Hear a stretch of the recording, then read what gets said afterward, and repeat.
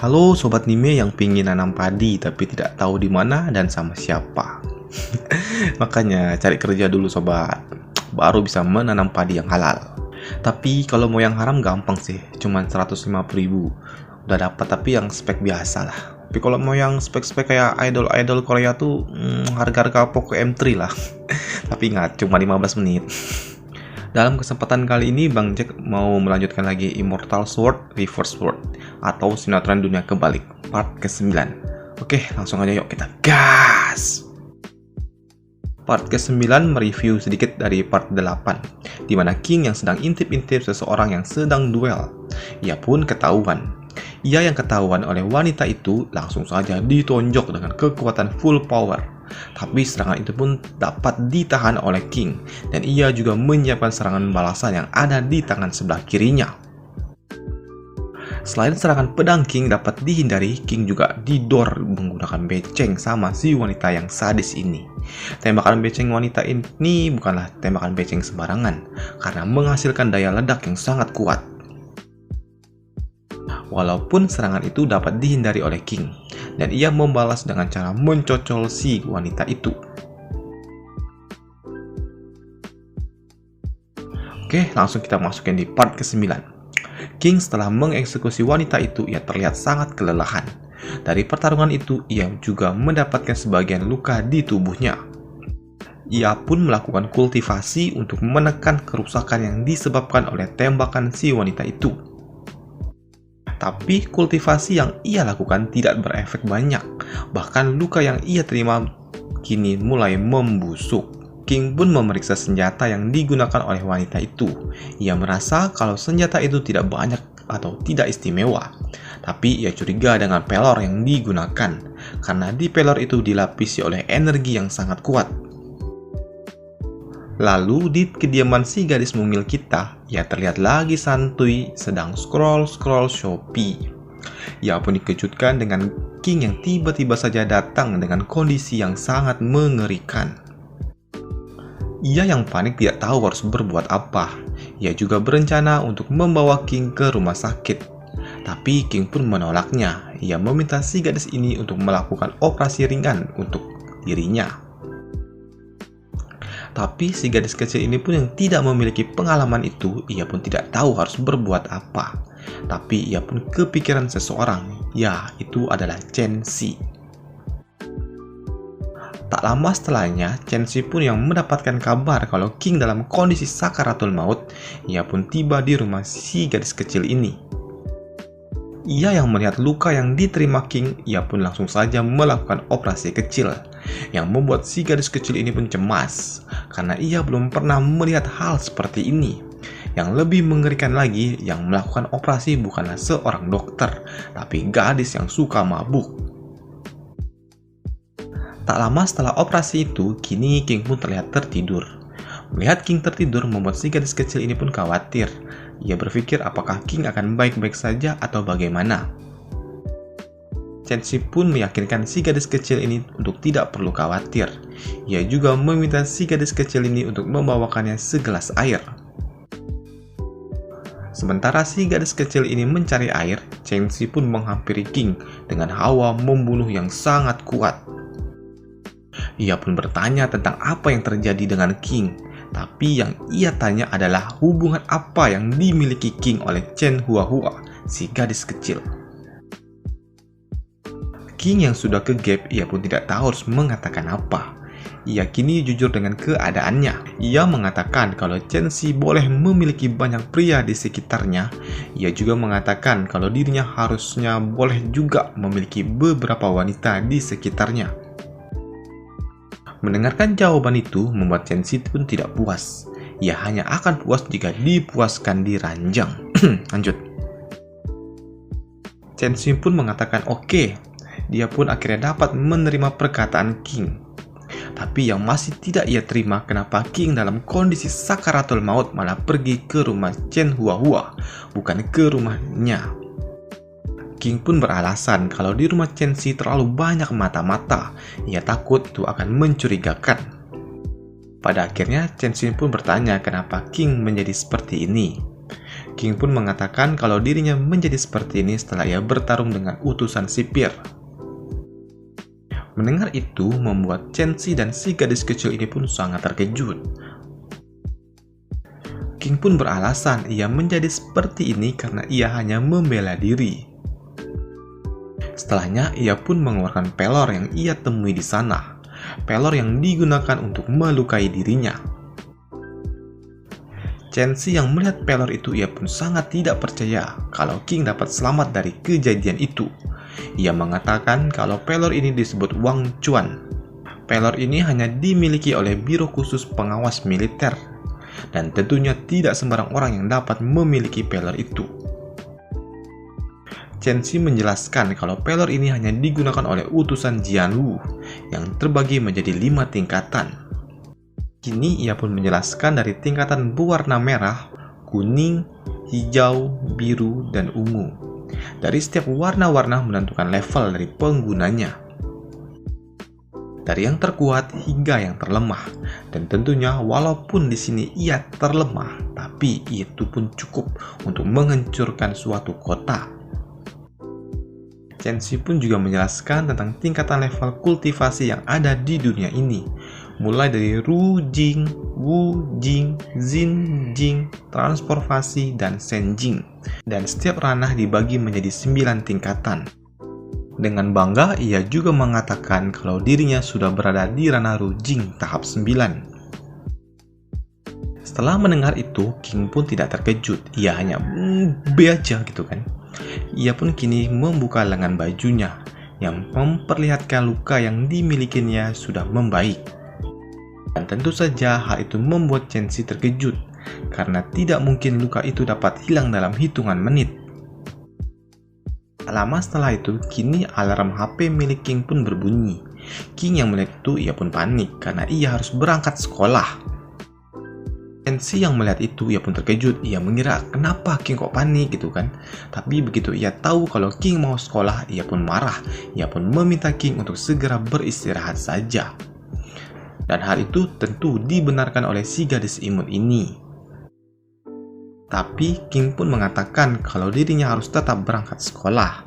Setelah King pergi, Chen-si pun juga langsung pergi tanpa mengucapkan apapun, yang membuat si gadis kecil ini pun bingung kenapa Chen-si bersikap dingin kepada dirinya, karena ia masih belum tahu kalau King adalah pacar si Chen-si lainnya, walaupun belum tertembus Excalibur seperti dirinya. Di sekolah, King pun cuma tertidur. Ternyata ia ke sekolah cuma untuk absen. Ia yang tertidur dibangunkan oleh gurunya yang marah-marah. Ia dan si gadis kacamata ini pun ditegur oleh gurunya, yang satu kang tidur, yang satu kang bising. King yang melihat itu ia pun mengira apakah si gadis kacamata ini menyukai dirinya. Di tempat lain, ada gadis lain yang mengadu. Ia mengatakan kepada Zian kalau King didekati oleh wanita lain, yang membuat Zian ingin langsung melabrak si gadis kacamata. Tapi Zian yang melihat King sedang berbaring di atas meja, ia mengira kalau King sedang menangis. Lalu ia pun menghampiri King yang sedang berada di kursinya, dan mencoba menenangkan King. Tapi ternyata King cuma tertidur karena ia sangat kelelahan. King pun yang sadar kalau ada gadis kacamata di sebelahnya. Ia pun bertanya kenapa si gadis ini selalu melindungi dirinya. Ia pun mengatakan, apakah kau menyukaiku? Gadis ini pun tidak menjawab. Ia hanya terdiam dengan muka yang memerah. Lalu King pun memeluknya dan mengatakan, aku harap kita bisa menjadi teman selamanya. Teman. Setelah itu, King pun pergi menuju suatu restoran untuk ngopi-ngopi santuy. Di sana mereka tidak cuma berduaan, tapi ditemani oleh saudara sepupunya Zian. Saudaranya ini pun mengatakan kenapa King memeluk gadis lain di depan Zian. Sambil menarik baju si wanita itu, ia pun mengatakan kalau kau tidak memiliki hak untuk melarangku. Melihat mereka yang sedikit bertengkar, Zian pun menyuruh saudaranya untuk pergi karena ia ingin berduaan dengan King. Setelah saudaranya pergi, kini mereka pun berduaan dan bermesraan. Sembari mereka berduduk santai, Zian pun mengatakan kalau resep yang diberikan King bukanlah suatu resep obat, melainkan resep beracun. King yang mendengar itu, ia pun panik dan bingung. Ia pun berpikir bagaimana mungkin hal itu dapat terjadi, karena ia sangat yakin resep yang ia berikan merupakan resep obat yang dapat membantu kultivasi. Melihat Zian yang tidak protes ataupun marah malah membuat King bingung. Zian pun mengatakan kalau racun ini sangat istimewa, jadi ia ingin membayar racun itu. Namun jika King menolaknya, maka sama saja hal itu menghina keluarga Tan. Lalu King pun bertanya, memangnya engkau mau membayarku dengan harga berapa? Zian pun mengatakan paling tidak harganya sekitar 200 juta yuan atau sekitar 40 miliar rupiah. King yang mendengar itu, ia pun terkejut. Ia pun beranggapan jika ia menjual semua resep yang ia ketahui, maka ia akan menjadi kaya raya tanpa harus bekerja. Tapi Zian pun mengatakan sesuatu agar King berhenti belajar seni bela diri kuno. Hal itu ia katakan karena ia tidak ingin Rudi miliknya King tidak berfungsi. Rudi, kepala bawah itu, Rudi namanya. Mendengar itu, King pun berpikir apa mungkin seni bela diri kuno di dunia ini mempengaruhi fungsi dan kemampuan Rudi dalam bertarung. Pada malam harinya, King pun kembali pulang ke rumahnya. Sesampainya ia di rumah, ia pun langsung dicomot oleh ayahnya dan memukulinya dengan sendal. Hal itu terjadi karena ayahnya begitu marah karena King tidak pulang seharian. Tak lama setelahnya ada seseorang yang memanggilnya paman. Orang itu adalah Chen Si. Ia yang baru saja datang mengatakan kalau King tidak bersalah. Ia juga mengatakan kalau tadi malam ia mabuk dan King merawat dirinya. Ia pun mengatakan hal itu sembari tersenyum. Ia beranggapan bahwa kata-katanya akan memperbaiki suasana. Namun ternyata hal itu pun malah memperburuk suasana. Dan bisa kalian bayangkan jika ada seorang anak gadis cantik yang tidak pulang ke rumahnya dan tiba-tiba datang seorang pria mengatakan kalau dirinya mabuk dan si gadis cantik ini pun merawat dirinya. Dengar itu pasti saja emak dari si gadis itu akan marah dan kecewa serta bingung. Ia pasti beranggapan kalau anak gadisnya telah menjalani perjalanan surga dengan seorang pria yang sedang mabuk. Kira-kira hal seperti itulah yang dirasakan oleh ayahnya King saat ini. Setelah itu, King pun bertanya kenapa Chen Si datang ke rumahnya. Chen Si mengatakan kalau ia kesini hanya ingin memberikan suatu obat. King mengatakan, oh ternyata ini obat penyembuh yang berasal dari keluarga Tang. Chen Si yang mendengar itu, ia pun hanya tersenyum sinis. Ia mengatakan, sepertinya kau tidak membutuhkannya lagi. Dan juga sebagai pacar dari nona keluarga Tang, tidak mungkin kau kekurangan obat-obatan. Ia pun melakukan hal itu sembari tersenyum pahit. Berarti di sini Chen Si sudah tahu kalau King memiliki 3 sawah yang dapat ditanam. Untuk memperbaiki suasana, kini King pun mengatakan kalau dirinya akan mengajari Chen Si cara menahan peluru dari Wang Chuan. Kini mereka pun pergi menuju kamarnya King. Mereka yang duduk di atas kasur menyatukan telapak tangan mereka dan mengalirkan energi sihir dari tubuhnya King menuju tubuhnya Chen Si, yang membuat Chen Si kini mengeluarkan suara kucing kawin. King yang melihat Chen Si tak sadarkan diri membuatnya panik. Kini ia pun memberikan energinya di hadapan kedua boba milik Chen Si, walaupun tidak menyentuhnya. Ia pun mengatakan apakah Chen Si masih merasakan sakit. Chen Si pun mengatakan kalau dirinya tidak merasakan sakit, ia hanya merasakan kehangatan di sekitaran rahimnya. Kini Chen Si yang bersikap agresif, ia pun berada di depan King. Dan tiba-tiba saja ia dipergoki oleh ayahnya King. Ayahnya pun mengatakan, bukankah kalian akan belajar? Tapi kenapa kalian belajar di atas ranjang? Melihat mereka berdua kegep membuat King pun panik. Dan Chen Si pun berusaha menutupi badannya. Di tempat lain, di tempat kejadian King bertarung sebelumnya, ada seseorang yang menyelidiki bekas pertarungan itu. Orang itu pun berpikir apakah orang yang membunuh rekannya merupakan seorang laki-laki. Kini ia pun meminta rekannya yang ada di sebelahnya untuk pergi ke rumah sakit untuk mencari info siapa orang yang terluka.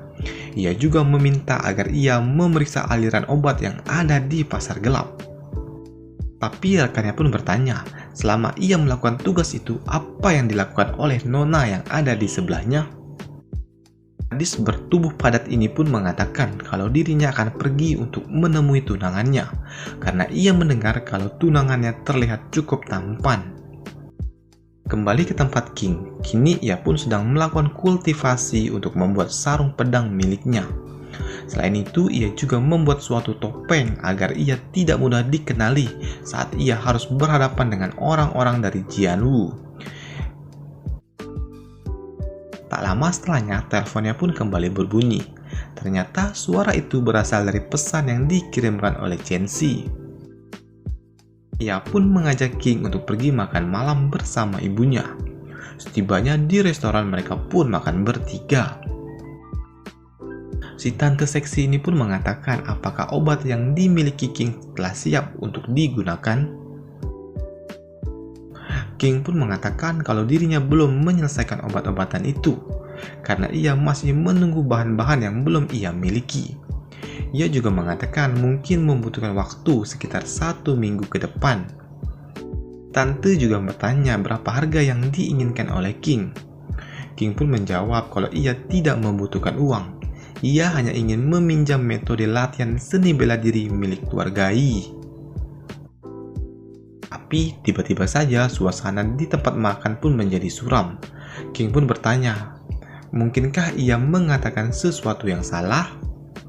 Si tante pun mengatakan tidak, tapi metode latihan seni bela diri kuno itu sangat penting bagi keluarganya. Dan hanya orang-orang dari keluarganya saja yang diizinkan untuk mengetahuinya, karena seni bela diri kuno milik keluarga ini ditulis oleh leluhur mereka dengan menggunakan darah. Ia tidak mungkin memberikan hal itu kepada orang luar. King yang mendengar itu ia pun terkejut. Ia pun berpikir apa mungkin seni bela diri kuno sangat berharga di dunia ini. Si tante juga mengatakan kalau seni bela diri kuno itu tidak begitu baik bila digunakan oleh lelaki, dan ia juga mengatakan sebaiknya King tidak perlu menggunakannya. Chen Xi yang mendengar itu ia pun mengatakan jika King adalah anggota keluarganya, bisakah ibunya memberikannya? Si tante seksi ini pun menjawab, ya tentu saja jika Chen Xi menikah dengan King. Tapi King yang mendengar itu ia mengatakan kalau ia tidak bisa menikah. Si tante ini pun menjawab, jika tidak dengan pernikahan, tidak mungkin ia akan memberikan seni bela diri kuno milik keluarganya. Dan ia juga mengatakan jika King tidak mau menikahi, maka jangan bahas tentang hal ini lagi. Mendengar perkataan kalau King tidak ingin menikah, membuat mental Chen Xi break dance. Dan selesailah dulu partnya di sini. Karena Bang Jack ini lagi curi-curi waktu ini biar bisa buat video. Karena akhir tahun ini cukup sibuk lah dengan pekerjaan. Jadi tolong harap maklum aja lah ya. Dan sampai jumpa di video selanjutnya. Bye!